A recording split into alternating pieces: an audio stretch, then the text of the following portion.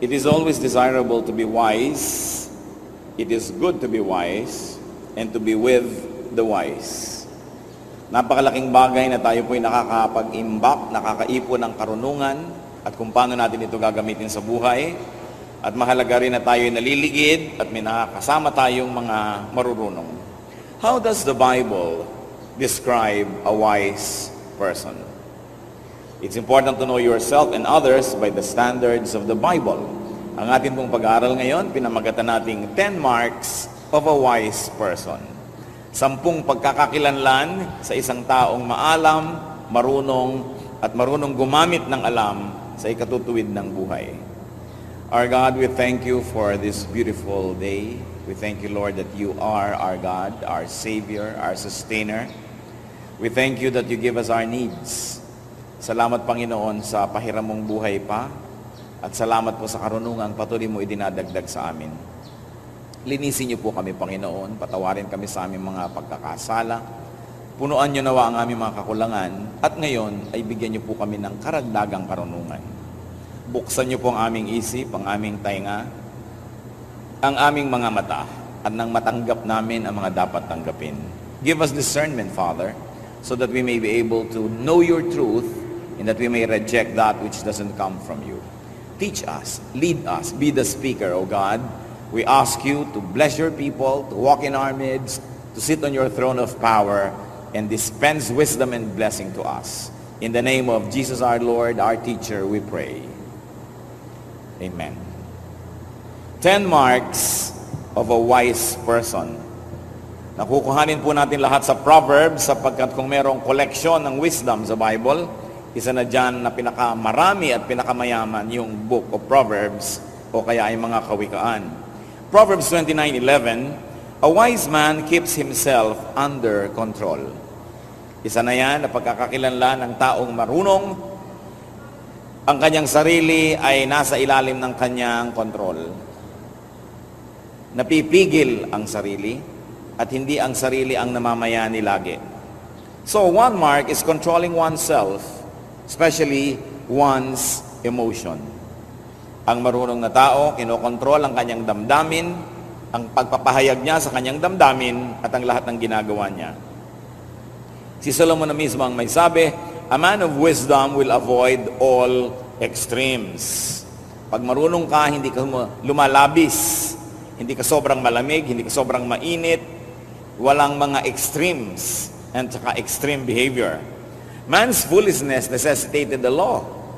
Kasi kung ang tao lang ay nagkokontrol sa sarili, hindi niya kailangang makatanggap ng batas mula sa Diyos.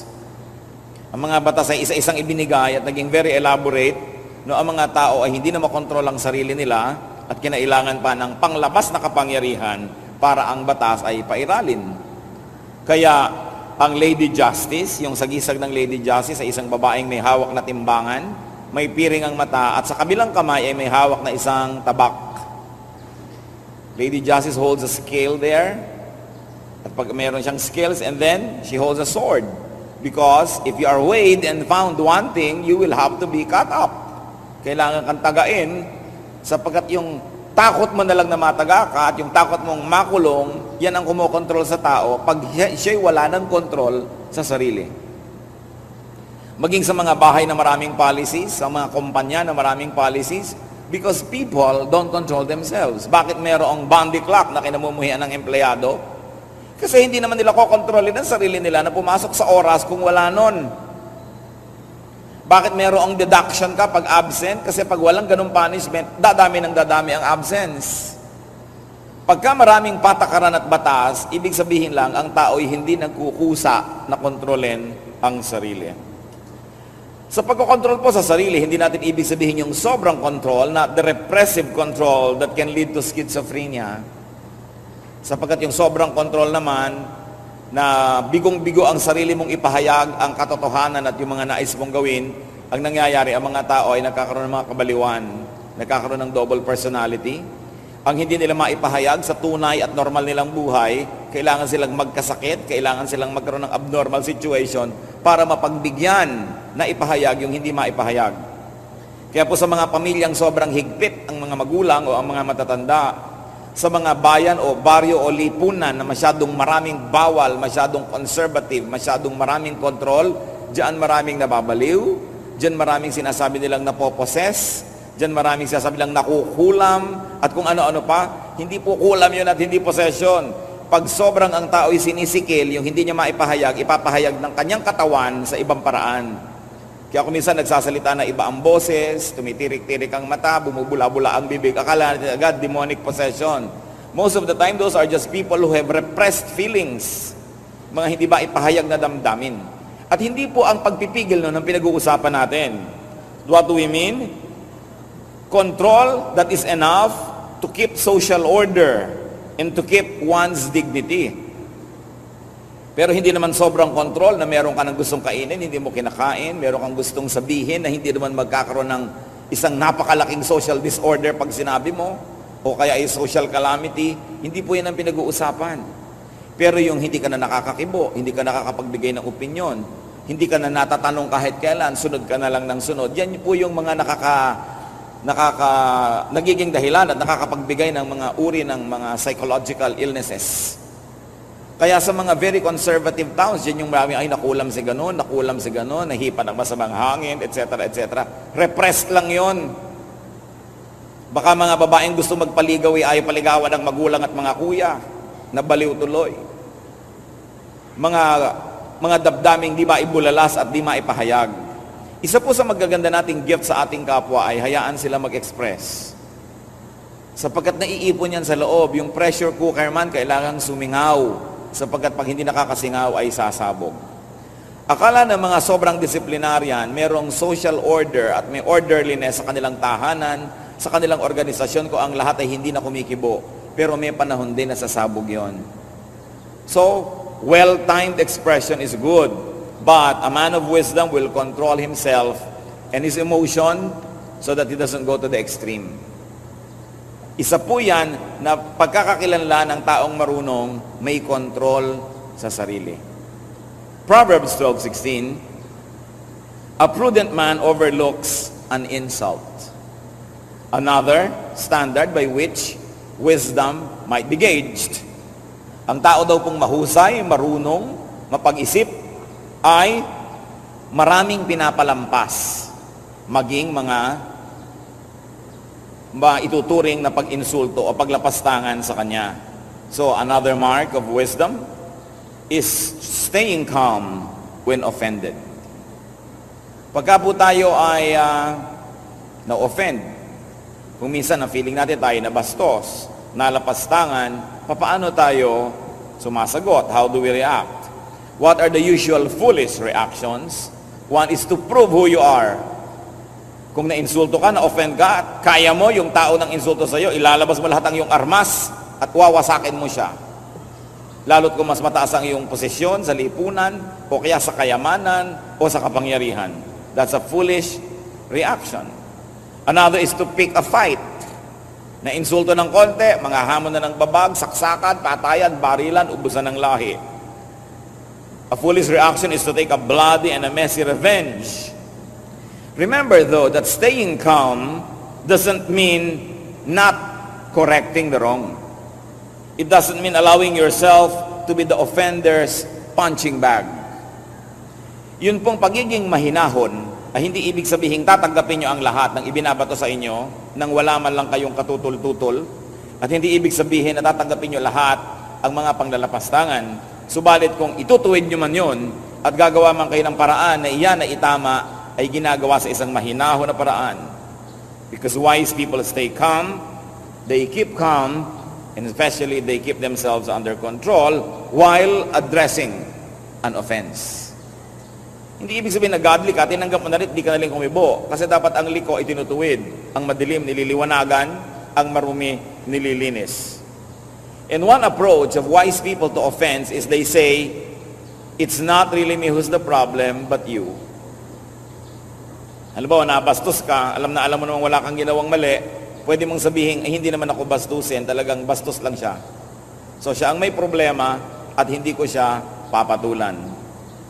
Ang isa pong sukatan ng kadakilaan ng pagkatao ay yung pagpili ng pinapatulan. Kung lahat ay pinapatulan natin, ibig sabihin ay kasimbaba din tayo nung nais nating patulan. At ang problema sa nakikitablay, you want to get even, you have to go down to the level of your opponent. So even transcontinental trains don't stop at every station. Even major airplanes don't land in every airport. So kung tayo po ay may nararating na taas at antas ng karunungan, namimili na tayo ng pinapatulan at dapat pakonti ng pakonti iyon. Proverbs 10:19, he who holds his tongue is wise. Yung marunong magtimpi ng pagsasalita, at sabi ng iba, yung kinakagat ang dila para huwag na lang magsalita pa ito, ay isang uri ng karunungan. So restraining one's lips is a measure and a sign of wisdom. Still, this is under the self-control department, you will notice. Speaking too soon, saying too much can tie you down. Marami pong tao ang nalalagay sa alanganin, nakokompromiso, napapasubo dahil nagsalita agad o kaya maraming sinabi. Remember this, the unspoken word is still your slave. But every spoken word can already become your master. Naranasan nyo na ba yan? Na may magsasabi sa inyo, you promised me, sinabi mo, di ba sabi mo ganito? Di ba ang turo mo ganito? Pag may sinabi ka na, maaari na ngayong isumbat sa'yo, maaari na ngayong gamitin para kapilitin na kumilo sa isang uri ng direksyon. You will be compelled to behave a certain way because of the words you've already said. Wrong words can put you in trouble. Wrong words can hurt and offend others. Wrong words can misrepresent you. And remember, unbeautiful words, yung pinsan ng ugly, yung unbeautiful words can trivialize and debase you. Kung minsan may kaganda-gandang babae, talaga namang napakaganda, pwede mo ilagay sa eskaparate o sa dambana. Naku, nung nagsalita na, 5 words pa lang gumuhuna ang lahat-lahat ng kanyang bantayog. Ganon din naman kung minsan yung lalaki may mga itsura. Kaya mahalaga pa, huwag lagi nagsasalita. Yung mga nananahimik, kung minsan napagkakamalang marunong, kaysa lagi kang salita ng inisiwalat mo na pala ang kasalatan ng iyong isip. Speech can give away your emotion, your sentiment, and even your IQ level. So it is better not to always be speaking. Because even a fool is thought to be wise if he employs well-timed silence. It's very important that we think before we speak. Sabi nga nila, speech is silver, silence is gold. If you have no golden nuggets to say anyway. Ang pagpipigil ng bibig ay isang senyales na ang tao ay marunong. Ang mga mangmang napakabilis magbuka ng bibig. Hindi mo pa tinatanong, sumasagot na. Pinipigil mo na, ayaw pang tumigil magsalita. Laging isinisiwalat at ibinibilad ang laman ng kanilang isip na karamihay wala namang kwenta. Kaya mahalaga po, nag-iisip talaga. Maging sa mga mag-asawa lalo na, yung mga binibitawang mga salitang masasakit, mga sumbatan, matagal na lumipas ang panahon, hindi pa yan nalilimot ng marami. At sabi nga, kung tayo po ay mag-aaral at babalikan natin yung ating kahapon, karamihan ng mga sugat na malalalim at hanggang ngayon meron pang kirot, mga sugat na hiniwa ng matatalim na dila. Most of the heartaches that we carry all our lives were caused by unkind speech. So let us not cause that kind of wounds in other people's hearts. Proverbs 12:18, the tongue of the wise brings healing. Another measure, wisdom is known by promoting goodwill through speech. Ang salita po napaka makapangyarihan. Kahanga-hanga, kamangha-mangha. Kung meron po kayo isang nakikitang tao na kasimangot at malayo, hindi nyo kayang makarinig ng tunog ng sasabihin ng kanyang bibig o ng kanyang kausap, na nakasimangot siya at biglang napangiti, may kausap, hindi nyo alam kung anong sinabi, but you know the magic and the power of the words spoken by the other person. Meron naman taong nakangiti, tinitingnan nyo yung muka. Halimbawa, tinitingnan nyo sa binoculars. Tapos biglang nanimangot at nawala sa mood. Alam nyo, may sinabi yung kausap niya na biglang nagpalit ng kanyang buong espiritu. The power of the spoken word. Words can make or break. Words can make you happy or sad. Words can uplift or downgrade people. Words can actually promote peace or prolong and actually escalate a war. So mahalaga yan na tayo po ay good custodians of the gift of speech. And whenever there's a wounded person, make sure that when you speak, your words become balm. They become like honey. They become like herbs, medicine that soothe the wound. Hindi yung may sugat na ang tao pag nagsalita pa tayo para ng asin na ikinaskas natin sa kanyang sugat ang ating salita na dinagdagan pa ng sili at mga durug-durug na blade. And that can happen when people talk. Masama na nga ang loob ng isa nung kinausap ko talagang nagpakamatay na. Nagkakagalit na nga yung dalawang tao nung nakialam ka't sumali, nagbarila na talaga sila. Hindi ito ang tamang paggamit ng pananalita. Words can hurt or soothe, can comfort or disturb, can damage or heal. And wise people employ words to heal persons, to heal relationships, to heal situations. Napakasamang sumpa ang isang taong matabil na walang nagiging bunga ang katabilan kundi mag-away-away ang mga nasa paligid niya. Isang napakalaking sumpa ang isang tao na pag sumali sa inyong buhay, napapagulo ang buhay nyo, napapaaway kayo, lumalala ang mga hidwaan dahil siya'y mapanggulo. So titiyakin po natin, una, hindi tayo yon, at pangalawa, iniiwasan natin ang ganong mga tao. Pansinin ninyo mga kapatid, may mga tao na pagka dumating sa inyong mundo, kumbagay kayo parang isang tahimik, no? Na tubig ay pagka siya ay sumali para kayong kinaukaw at nahalukay na ang lahat ng putik sa ilalim at gumulo at naging burak ang inyong magandang pond. Sometimes you seem like a pond without blemish on its face, and then a troublesome person and a troublemaker suddenly throws a stone into the middle of your pond which sends concentric circles to your farthest shores. And sometimes it's not even those concentric circles, kundi nagkagulo-gulo ang buhay nyo. Iwasan nyo ang ganong mga tao. Yung tao na pagka kinausap kayo, mamaya pag alis niya, galit na kayo sa kagalit niya. Inis na kayo sa taong, hindi naman kayo kanina inis. Dapat naisip yung, teka, nai-influensya niya ako. So we should promote goodwill through speech. Gawin po natin yung misyon. Araw-araw sasabihin natin, Lord, binigyan niyo po ako ng dila, binigyan niyo ako ng speaking mechanism, lahat ng mga alam ko at hindi alam tungkol sa aking pagsasalita, pati yung lungs, pati yung hangin, kasali dyan, sa paggawa ng mga salita. Isinusuko ko po ang aking bibig at ang buong capacity to speak before your holy presence. Use it as an instrument of peace and not of war. Use it to heal people.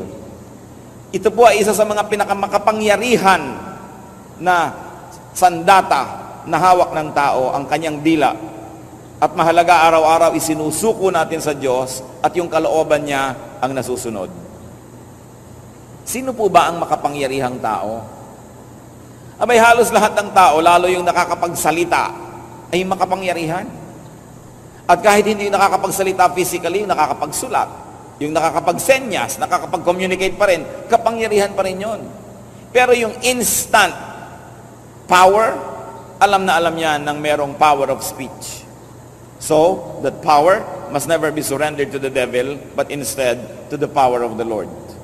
Let's review our speech, the way we talk, and the causes and the roots, the results of our speaking. Proverbs 14, verse 16. A wise man fears the Lord and shuns evil. So another mark of wisdom is fearing God and therefore avoiding evil. Dinagdag ko lang yung therefore. Fearing God and avoiding evil. Meaning, fearing God, therefore, you fear God pala, then you must avoid evil. So fear the Lord, and therefore, you don't have to fear Satan. Because if God is with us, who can be against us? Ang atin pong karunungan ay maaaring sukatin, tingnan lang kung ano ang ating kinatatakutan o kung sino. So when we fear God, and we fear God enough, that means we uproot evil in our lives, then we don't have to fear Satan at all. So fear God to the point of uprooting and avoiding evil. May mga nagsasabi, natatakot ako sa Diyos, meron akong banal na takot sa Diyos, pero hindi naman afraid enough to uproot evil in their lives. Dapat sapat yung takot natin sa Diyos sa kumilos tayo upang bunutin, wasakin at wakasan ang mga maruruming bagay sa ating buhay. Proverbs 13:1. A wise son heeds his father's instruction. Of course, masyadong makalalaki ang kultura ng Israel. Kasama din dapat dito yung a wise son heed his mother's instruction, or a wise daughter heeds his father's or mother's instruction. Lagi lang kasi sa Bible, example, mga lalaki, dahil sobrang nakakiling sa kultura ng lalaki ang kultura ng Israel. Pero yan ay symbolic of all humanity, and that should be the reading. So another and very important sign of wisdom is accepting parental guidance. Knowing that your parents, very generally speaking, are good to you. That parents are more experienced and well-intentioned. So parents man o superior man or senior, dapat tayong nakikinig. Pag tayo po'y sumusunod sa nakakataas sa atin at mali pala ang nangyari, hindi tayo masisisi dahil sumunod naman tayo. Liban na lang kung life and death yung kamalian na wala na magkakasisihan dahil namatay na kayo sa kamalian na yon. So hindi na pinag-uusapan. Yung mga kamalian lang tulad ng ikaw ay amo, may driver ka. Sinabi mo kay driver, pupunta tayo sa ganon, at bigla mong nasabing, o lumiko ka dyan, kumanan, at hindi iniliko ni driver. Ba't mo hindi iniliko? Kasi po may ibang mas maganda akong alam na daan. Pag nagkamali ka ngayon, ang mapupuntahan mo at isang pagkakamali, lagot ka. Kasi hindi mo siya sinunod. Pero kung sinabi niya, lumiko ka dyan, at lumiko ka nga, at mali pala, sasabihin lang niya, ay, mali pala, o balik. Hindi ka mapapagalitan. Sinasabi ko, liban na lang sa mga life and death situation, ang pangin pala yung pinapapunta sa'yo, siyempre hindi ka dapat sumunod. Pero yung sa maraming mga bagay na hindi naman napapanganib ang iyong kaligtasan o buhay, obey your superior. Because if your superior is wrong, he will not use his power against you. But if you are wrong and you disobey, you can expect the powers of heaven coming crashing down upon you. So dapat kahit mas marunong ka sa tingin mo doon sa nakakataas sa'yo, marunong kang sumunod. Dahil siya ang may kapangyarihan over you. And very especially children. Parents, maliban na lang that they are abnormal at siguro 0.001% lang yun. Parents love you. Parents are only after your welfare. So whether you understand them or not, obey. Unless it is obvious that your obedience will lead to your personal disaster and that there's no doubt that it would lead to that, then you may not. Then you will submit yourself to higher authority who is God. Meron kong laging nagsasabi, di ba dapat tayo sumusunod sa authority? Di ba we are to obey authority, sabi ng Bible? Ang tanong ko, kung ang inyong head of state is si Hitler, will you obey? Bakit ang mga komadrona sa Egypto, ang may authority, yung Pharaoh, sabi ng Pharaoh, pag may mga nanganak kayong kababayan ng mga Hudyo, patayin nyo ang mga lalaking bata. Dahil natatakot ang Pharaoh, dumadami na yung mga lalaking Hebrews. So, hindi sila sinunod ng komadrona. Hindi sumunod sa authority ang komadrona. Dahil mali ang authority. Anong ginawa ng Diyos? Pinagpala ang mga komadronang ito. Siguro mga old maid, dahil ang sabi sa Bible, binigyan ng kanyang asawa at pamilya ng Diyos. Si Rahab, meron siyang sariling bayan, meron siyang sariling hari. At nung pinasok ng mga anak ng Diyos ang kanilang bayan, ang mga espiya, itinago ni Rahab, mga kalaban ng kanyang bayan, kalaban ng kanyang hari. Pero anong nangyari kay Rahab? Pinagpala siya ng Diyos. sabi ko sa inyo, hindi lang kayo kukuha ng isang verse at sasabihin nyo, obey authority, na kahit na isang halimaw ang authority, obey ka ba ng obey? Kahit na peke ang authority, obey ka ng obey. Kailangan tinitingnan mo yung higher truth, yung higher calling of God's reason. Because the Bible is full of examples when in disobedience to authority actually led to blessings. When the authority has no moral mandate, when the authority is not supposed to be there, or nagpapagawa ng mali, you must withdraw your obedience because your obedience must be given to the higher authority, and that is the essence of God's teachings. Pinipili ang authority sinusundan. Huwag nating paluktutin at maliin ang scripture at huwag nating inipitin ang application para lang sa mga personal na interes ng mga makapangyarihan. Siyempre, ang mga makapangyarihan natin sila sabi, obey authority, kasi pang-blackmail nila yan sa mga taong naniniwala sa Biblia. But don't get only one verse. Read the whole Bible. And you will find that true authority comes from God, that true authority is truthful, that true authority is legitimate. Because if those standards are not met, then authority is not genuine and you may not obey. Mahalaga yun na nakikita natin because authority has been misused by so many parties, so many people in the whole history of mankind. E paano kang head of state ni si Idi Amin? Pinakain ka na niya, obey authority? Pinipili yan. Tinitingnan mo kung merong moral compass at kung merong moral foundation of authority. Because if it is immoral, you should not in fact obey. Because our authority, who is the real one, is God Himself. And anybody that does not represent the economy of God, the honesty, the truthfulness, and the integrity of God must not be obeyed. So huwag nating payagan na ang relihiyon ay ginagamit na isang political tool para kontrolin ang isang bayan, ang isang lipunan, ang isang uri ng tao, isang lahi. At nagtatago ang mga taong yan sa likod ng Diyos, sa likod ng Biblia, para bigyan ng deodorant ang isang stinking regime or monarch, king or queen. Kaya nag-iisip-isip ang mga anak ng Diyos. Hindi basta-basta kumukuha na isang verse tapos alipin ka na ng verse na yon, against all reason sumusunod ka. But, going back to the authority of parents, as I said, unless they're abnormal or they have mental illness, parents love their children, and it is always in the best interest of their children that they make policies or even rules. So children, unless there is a naked, very naked error in what your parents tell you, obey. It is the wise thing to do. Proverbs 12:15, a wise man listens to advice.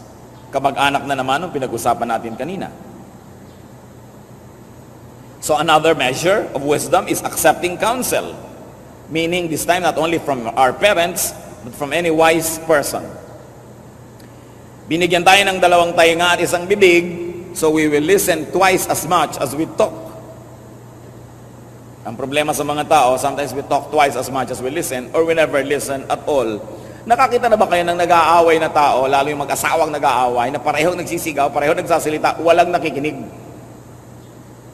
So ang ending yan, balibagan ng aparador, hagisan ng plancha, ng electric fan, kung anong mahawakan, kotse, ihabalibag sa asawa, kasi walang nakikinig. Mahalaga, we accept counsel.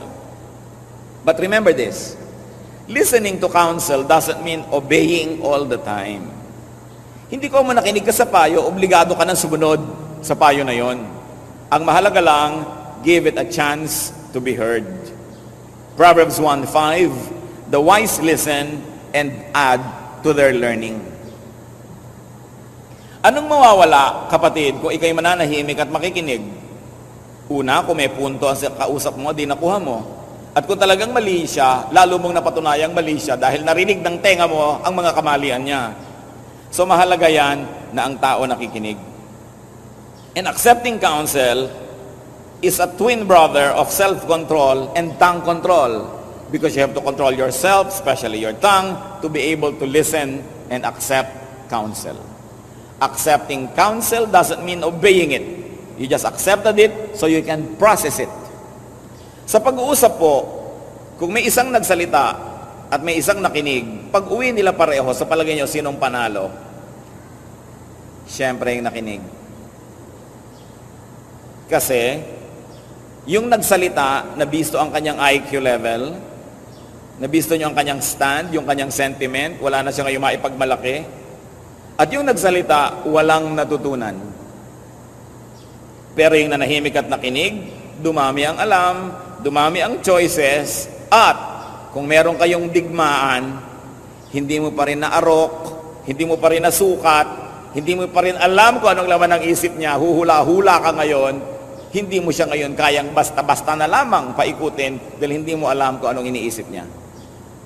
Kaya mga tao po na hindi marurunong, agad-agad na ipinaalam kung anong iniisip nila, alam na ng kalaban kung nasan ka. Kaya mabuti, hindi salita ng salita. Proverbs 10:14 gives us insight into another standard of wisdom, and that is, wise men store up knowledge. Collecting knowledge is an important aspect of wisdom. Wise people collect knowledge. Naalala ko po tuloy ang mga kababaihan sa Malolos. Noong 1888, maraming mga kababaihan sa Malolos, mga Bulacqueña, ang minabuti nilang mag-aral ng wikang Kastila. Bakit? Sapagkat sila yung mga mag-aasawa o yung iba yung nag-asawa na, at sila yung magkakaroon ng mga anak. At sabi nila, ayaw nilang maging mangmang ang kanilang mga anak. Kaya sila ay nagpetisyon. Hindi sila pinayagan ng kura paroko ng Malolos na mag-aral, magbukas ng akademya at mag-aral ng wikang Kastila. Bakit nila gusto mag-aral ng wikang Kastila? Sapagkat halos ang lahat ng libro na pumapasok sa Pilipinas ay nasa wikang Kastila. May mga libro sa wikang Tagalog, sa wikang Cebuano, Bicolano, pero puro libro ng dasal.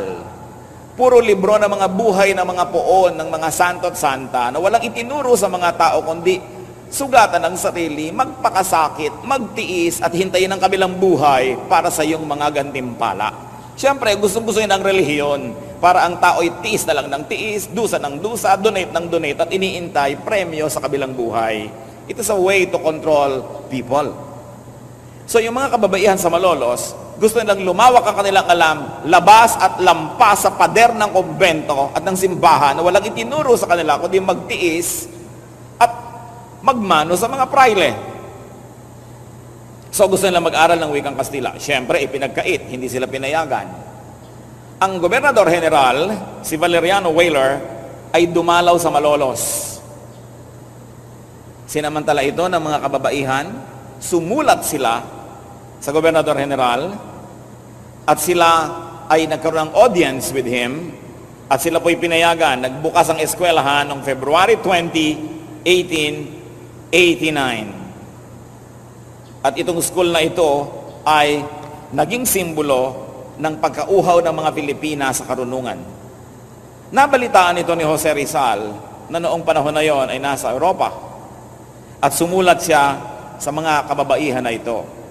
Sabi niya, ang kamangmangay kaalipinan, sapagkat kung ano ang isip ay gayon din ang tao. Ang taong walang sariling isip ay taong walang pagkatao. Ang bulag na tagasunod sa isip ng iba ay parang hayop na susunod-sunod sa tali. Kaya sabi niya, kinikilala ko kayo at pinagpupugayan ko ang inyong pagkauhaw sa karunungan. Sabi niya, marapat lang na ang kababaihan ng ating bansa ay maging marurunong, sapagkat ang ating susunod na saling lahi ay lumalaki sa kandungan ng mga ina. At ang mga inang mangmang ay walang palalakihin, kundi mga alipin lamang. Ang mga mangmang na mga magulang, walang ituturo kundi kamangmangan din. Sabi, wala kayong gagawin kundi ang next generation, magiging mga alipin lamang. Kaya mabuti ang naghahangad ng karunungan. And nobody is too old to learn new things. Akala natin, pagka nag-drop out ka na sa school, pwede ka nang huwag mag-aral. O kaya pag nag-graduate ka na ng bachelor's degree, pwede ka na hindi pa mag-aral at tapos ka na. No, we keep learning. Lalo ngayon, palit ang technology, mapag-iiwan ng kasobra ng panahon pagka hindi ka marunong. Kaya kailangan, kung ayaw mong maging alipin, maging marunong ka. At mga magulang, turuan nyo ang mga anak na pahalagahan ng karunungan. Turuan silang mga tuwiran, kahit sa inyo sila nangangatwiran, basta't magalang ang pangangatwiran. Kesa huwag kang sasagot, tapos tungtwa ka, ang anak ko hindi sumasagot. Tapos namatay ka na, ano yung anak mo ngayon, kahit na lang rapist, re-rape na siya, opo pa rin. O kaya parang awa nyo na po. Polite pa rin sa rapist. Dahil hindi mo malang tinuro ang tumutol. Yan ang kulang na kulang sa ating maraming kababayan. Sobra tayong sinanay ng relihiyon at ng mga matatanda na maging sunod-sunuran lamang. Para tayo mga hayop na hinihila lang sa tali at sumusunod naman. Kaya ang tunay na kalayaan ng Espiritu ay kalayaan ding magpahayag sa sarili. Subalit anong mga kasangkapan para ipahayag yan? Karunungan. We must value knowledge. Kaya lang, katulad ng pagbabasa. Biruin nyo, magbabasa kayo ng isang libro. Halimbawa, binasa nyo ng ilang oras o ilang araw. Ilang buwan o ilang taon na ginawa yun ng author na sobrang pinaghirapan, sinaliksik, inayos. Makikinabang kayo na i-istro ninyo ang utak ng mga marurunong. Napapakinabangan natin ng napakaraming pagpupuyat at pagpapagal ng mga nananaliksik sa konting pagbabasa. And this is what we have to develop as a society, as a nation, the habit of reading. Kaya pag nakakita ka ng mga tao na nasa eroplano o nasa barko o magkakatabi kahit saan, pag nakita mong nahiling magbasa, usually hindi Pilipino yon. Dahil mga Pilipino, daldalan, kwentuhan ng kwentuhan. Ano yung Q-text mo? Anong brand yan? Mamaya, 3 oras na pinag-uusapan yung Q-text ng katabi. Q-text nga ng kumari ko, ganito kaya. Hanggang umuwi na lang sila, wala namang nadagdag sa kaalaman nila. Hindi naman masama magkwentuhan, mabuti yan. It's a very nice social activity. Pero lagyan nyo naman ng hangganan. Hindi walang katapusang kwentuhan, wala namang narating ang utak. Parang sumakay sa Ferris wheel, kahit 100 ikot, pagbaba mo, nandun ka pa rin, hilo ka pa. At marami po mga tao ganon, kahit makipag-usap kayo sa kanila ng 10 araw, pag uwi nyo, wala pa rin kayo napala. Sayang ang oras. Ugaliing magbasa, makinig ng mga bagay na pakipakinabang, at manood ng mga makabuluhang mga bagay. Dapat pinipili ang mga pinapanood sa TV. Siguro 85% ng mapapanood nyo sa Philippine television, nakaka-brain damage lang kayo, mabuti pag huwag na manood. Pero may mga matitino naman, piliin lamang. Pero yung mga pa-contest na A, pula, B, blue. Ano ang A? Ang sasagot pa ba? Blue. Meron pang green. Tapos pagtatawanan ngayon, tuwang-tuwa ang mga tao sa kanilang mga kamangmangan at mga kahibangan. Mga contest na walang kakwenta-kwenta, mga ililipat mo yung bola sa kabilang balde, takbo ka ng takbo, bola dito, bola doon, bola dito. Trabaho yun ng mga koneho. Mga lobong pinapaputok, mga tubig na pinapasabog, hindi yan para sa mga taong nag-iisip. Kaya napakalaki ng pananagutan ng multimedia sa kamangmangan ng bayan na ito. Dahil ating kinukonsinti ang kahibangan ng mga taong hindi marunong mag-isip. Sa halip na akayin ng marurunong ang mga mangmang, kinukonsinti at pinagsasamantalahan ng marurunong ang kamangmangan ng mga tao sapagkat yun ang napagkakaperahan nila. At siyempre ang relihiyon, tuwang-tuwa rin ang mga tao yung mangmang sapagkat sa kamangmangan nila nagiging mahusay at mga importante ang mga theologians. Ang mga theologians lamang at ang mga mangangaralang nakakabatid ng mga kaalaman tungkol sa Diyos. Kaya gustong-gusto ng mga yan, mangmang ang mga tao. At mas mahirap sila, mas mabuti. Dahil pag mahirap ang mga tao, mas mangmang at mas madaling akaying parang mga hayop na may tali. Kaya ayaw na ayaw ng relihiyon, ng population control, ng mga pag-aaral tungkol sa mga bagay na magpapayaman sa tao at magpapaunlad ng buhay, sapagkat ang isang bayang nakalugmok sa kamangmangan ay madaling alipinin. That's why we must also look at the oppressive works of religion even in our country. Na ayaw ng mga pag-uusap, ayaw ng mga marurunong na mga pagpapalitan ng kuro-kuro, at kung masusunod ang simbahan maging sa panahon na ito, maraming ipagbabawal na babasahin o papanonoorin, hindi binibigyan ng karapatan ng taong mag-isip at pumili kung ano ang kanyang iisipin. Gusto nilang lagyan ng piring ang mata ng buong bayan upang maakay nila bilang isang bulag at hindi sila maubusan ng mga alipin. Yan ang ginagawa ng maraming relihiyon. Tungkulin ng isang taong naghahanap sa Diyos ang maghanap ng liwanag at katotohanan, sapagkat ang Diyos ay liwanag at katotohanan, at ang katotohanan ay nagpapalaya. It is our highest objective that people are set free to become the fullest persons that God meant them to be, and not just to lead them on like blind people or like animals. It is important that we have an open mind, and it is your duty and privilege to continue to collect knowledge. Umiwas at mag-aksaya ng panahon sa mga walang kabuluhang mga usapan, mga walang kabuluhang mga palabas.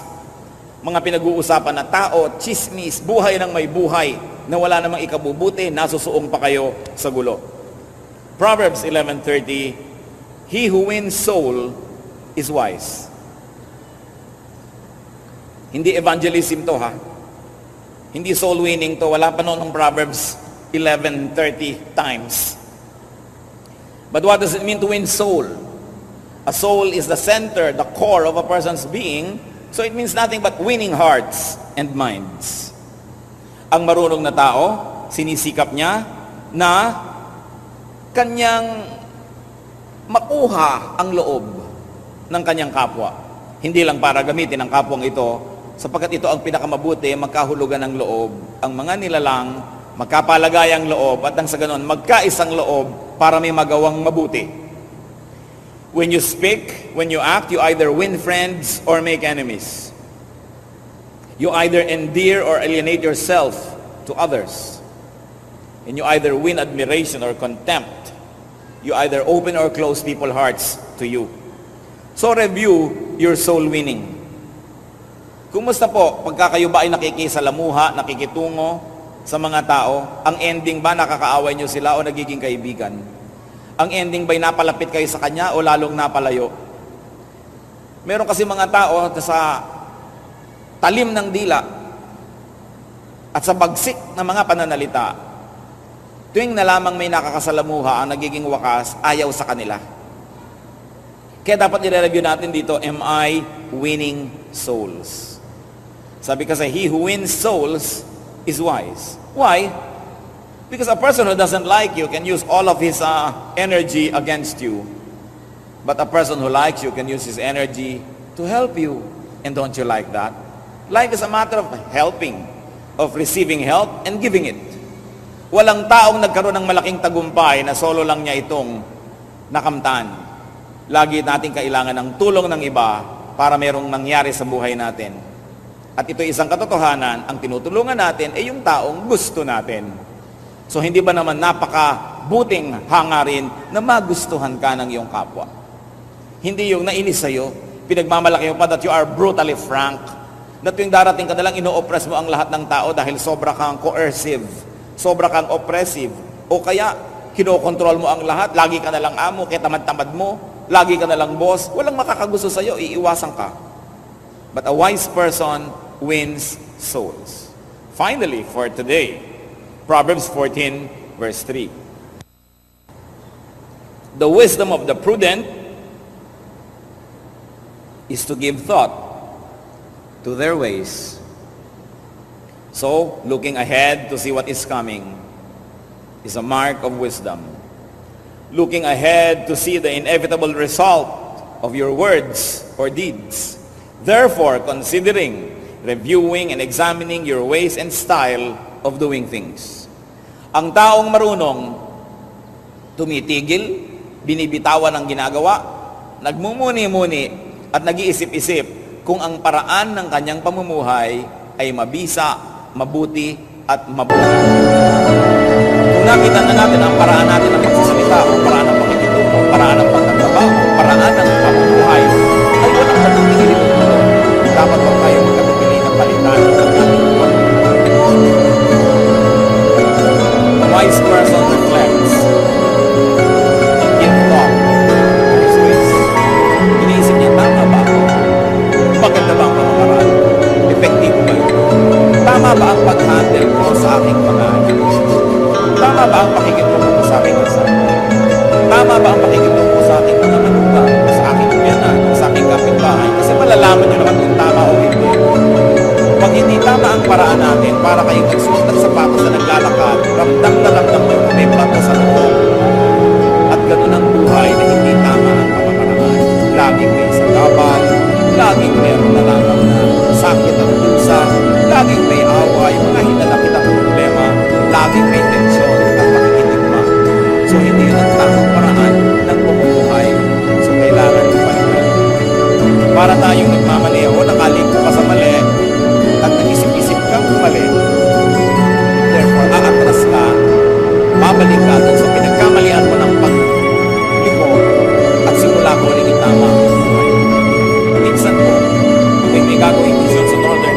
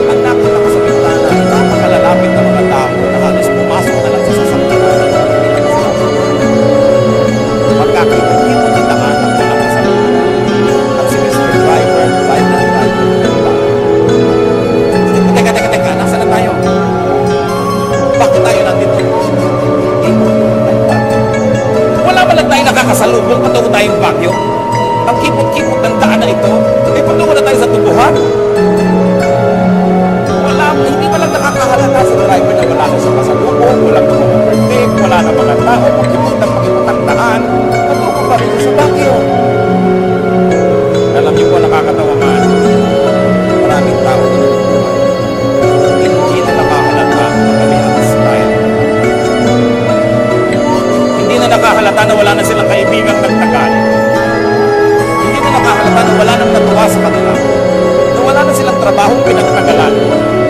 Wala na silang ginawang nagtagumpay, hindi na nakahalata na dapat silang tumigil, mag-isip-isip at tumagras because somewhere along the way, they made the wrong turn. It is important to give up to your ways. We must be result-oriented. And if it's not bringing us good results, then change ways. So be wise. It's important to be wise. Proverbs 8:33, listen to instruction and be wise. And be with the wise. Proverbs 13:20, he who walks with the wise grows wise. Proverbs 8:33 po yung listen to instruction and be wise. So dapat tayo nakikinig at makibarkada tayo sa marurunong. Kung papatulan naman nila tayong kabarkadahin, dapat naman kasi meron din tayong iniaalok na karunungan sa kanila para tayo patulan and bless the wise. Pag nakakita kayo ng wise person, i-bless nyo. Turuan nyo, tulungan, sapagkat yan ay regalo ng mundo, ng Diyos sa sangkatauhan. Wise people are God's gift to humanity. Proverbs 8.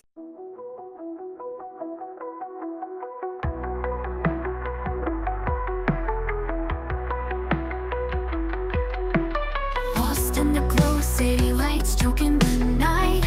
Empty hands reaching out, nowhere to find. Broken dreams like shards beneath our feet. Echoes of whispers, no soul can meet. Eyes wide open, can't see through the haze. Neon signs flicker, stories of our days. Concrete jungle tangled in my mind, searching for reasons, but reasons blind. We dance with ghost shadows beneath neon, anchored to the past, future already gone. Can't escape the pull, dark thoughts intertwined. Melodies fade out in the silence we find.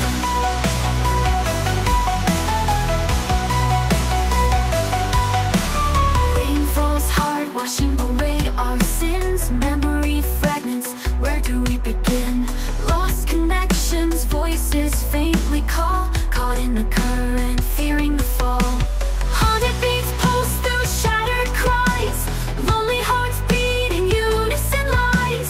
Sith scream louder, drowning out the pain. Female vocals high, whispers in the rain. We dance with ghost shadows beneath neon, anchored to the past, future already gone. Can't escape the pull, dark thoughts intertwined. Melodies fade out in the silence we find.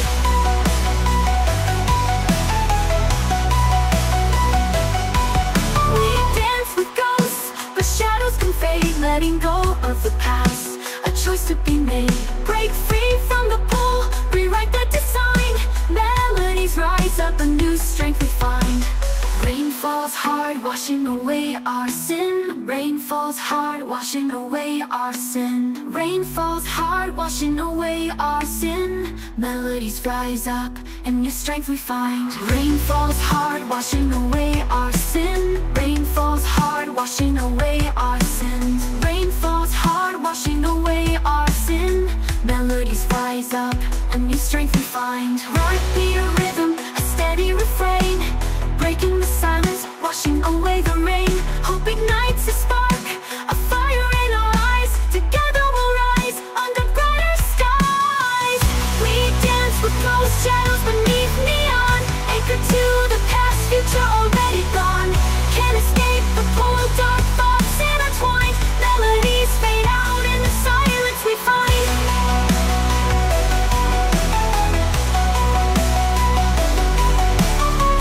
Paints the building streaks of gold, a chance to break free, a story untold. Maybe this heartache won't hold me so tight. Maybe a new day can set things right. Haunted beats pulse through the steady refrain.